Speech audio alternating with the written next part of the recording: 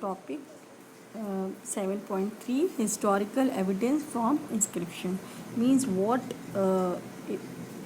evidence related to history have been traced out from the inscription by the archaeologists, means what findings or related to the history of that period of time were traced out by the historians, and means what they have understood, that what these inscriptions are telling about the history of that particular period. Historians have to make other assessment, means besides first of all reading the what is there on the inscriptions, not only reading but understanding what is written on the inscriptions, what it tries to tell about which ruler, and what about the what is the history of that particular time. They are also trying to understand what the ruler who has means installed these inscriptions everywhere throughout his estate on the main routes, what he tries to tell to the people through these inscription. मतलब उनका कहने का मतलब ये था, जो इतिहास करता थे वो ये भी जानने की कोशिश कर रहे हैं कि जो ये उनको शिलालेख मिले हैं, और ये जो शिलालेख उस समय के शासक ने इम्पॉर्टेंट यानी बहुत महत्वपूर्ण स्थानों पर लगवाए हैं, जहाँ से ख़ास तौर से यात्री या पैदल चलने वाले लोग यात्रा करते हुए निकलते थे। तो इसके लिए उन्होंने इस बात का ध्यान रखने की कोशिश करी कि ये इन शिलालेखों के माध्यम से ये शासक अपने लोगों को क्या मैसेज देना चाहते थे, मतलब क्या बताना चाहते थे। तो इसमें कुछ चीज़ें बहुत महत्वपूर्ण हैं, ध्यान देने योग्य बातें लिखी हैं। इसमें ये है कि सबसे पहले कि उन्होंने ये इंस्क्रिप्शंस इंस्टॉल ऐसी जगह पे करवाए हैं जहाँ से लोग निकलते थे, मतलब जिन मार्गों का इस्तेमाल वो मोस्टली करते थे। मार्ग मतलब रूट्स। तो mostly these inscription stone inscriptions were placed on the side of the important routes which were mostly used by the people, and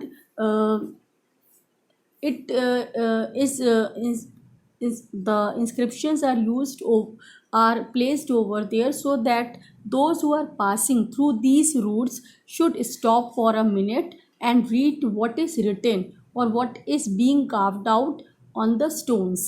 So they should read the message, and that message was written in the common language of that time, that is Prakrit. So first of all, the historians, they also tries to understand that first of all it is meant for everyone. So it means that most of the people of that time, they were literate. They were literate means they were able to read what is being carved out on the stone and understand it.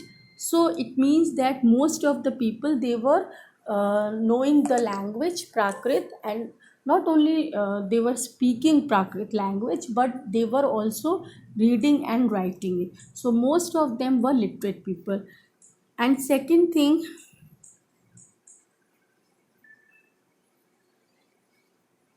okay, so let us first let me read it to you so that it is more clear to you. Historians have to make other assessments as well. If a king orders were inscribed on natural rocks near cities or important routes of communication, would passers-by have stopped to read this? Most people were probably not literate. Did everybody throughout the subcontinent understand the Prakrit used in Patliputra?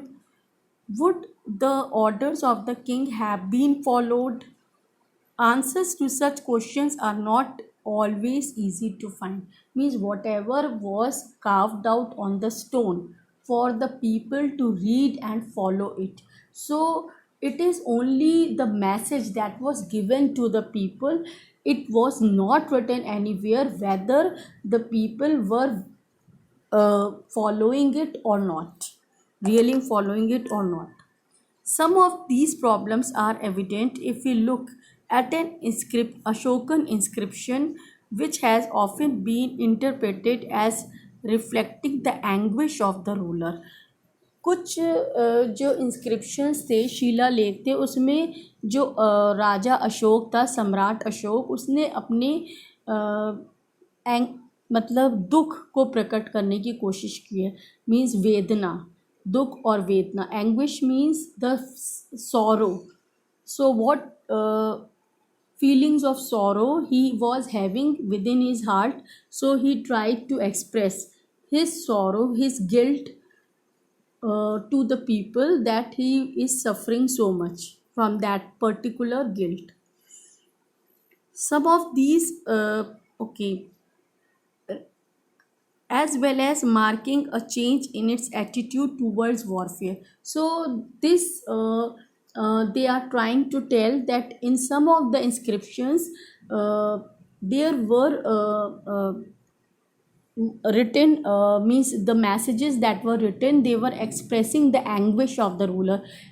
Anguish means the sorrow of the ruler or the guilt of the ruler, and that guilt is making him very sad from inside, and that guilt was related to the war that he has with Kaling war, in which means thousands, or you can say more than 10,000 or nearly approximately lakhs of people died in that war, and lot of seeing lot of bloodshed, his heart completely transformed, and he adopted Buddhism, in which he promoted ahimsa, or you can say non-violence, and he also spread his own religion, that is Dhamma. Okay. So he also tried to tell his own suffering to the people, that how much he is guilty from within inside due to the warfare. While Ashokan inscriptions have been found in present day Orissa, Orissa at that time was known as Kaling. The one depicting his anguish is missing. In other words, the inscription has not been found in the region that was conquered. What are we to make of that? Is it that the anguish of the recent conquest was too painful in the region, and therefore the ruler was unable to address the issue? So here it is saying that inscriptions in which he has expressed his feeling of sadness and the feelings of having guilt to have the warfare of Kaling, in which lakhs of people died, uh, was not found in the Orissa itself, because Orissa is the present name of Kalinga. So the place that was conquered by Ashoka, and where the lot of bloodshed has transformed his heart, over there no these type of inscriptions have been found, which is trying to express his feelings of anguish. It is found in other regions but not in that particular region. So it means that might be seeing the bloodshed, he was not able to address his feeling, or at that time he was feeling so much guilty that he cannot express his feeling over there to that people, and he has expressed his feeling in some other region through inscriptions. Okay, so this much is for 7.2.